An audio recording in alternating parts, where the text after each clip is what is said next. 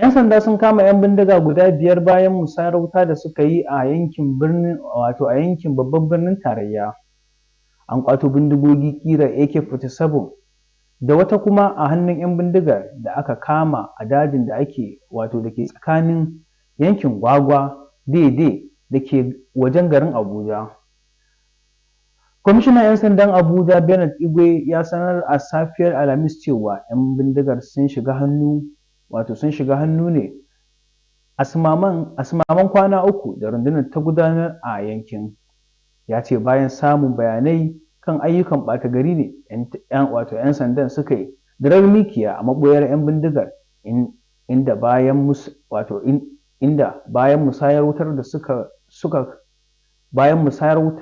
suka kamo su akan garkuwa da aka yi da mutane a ranar 12 ga watan Yuni shekarar 2024.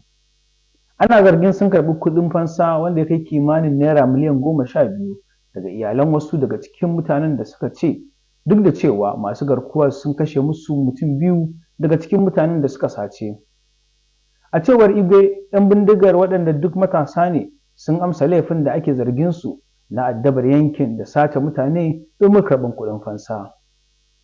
CP Igwe ya ce da zarar rundunar tasa ta kammala bincike za ta gurfanar da su a gaban kotu domin su girbi sakamakon abin da suka shuka. Sannan ya baiwa jama'a tabbacin yin aiki tukuru domin tabbatar da tsaron rayuka da dukiyoyin al'umma.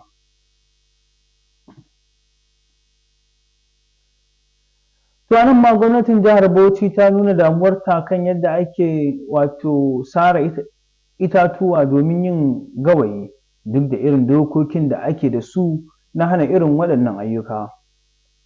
Kwamishinan Gidaje da Muhalli Ɗanlami Ahmad Kawule, wanda ya bayyana damuwarsa kan wannan yanayi a yayin ganawarsa da manema labarai a ranar Laraba da ta gabata, ya koka da cewa sare itatuwa ba bisa ƙa'ida ba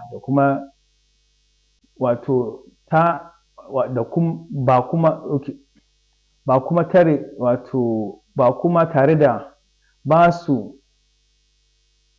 tsirran ba na niyyar haifar da kwararowar hamada kuma gurɓataccen muhalli a faɗin jihar.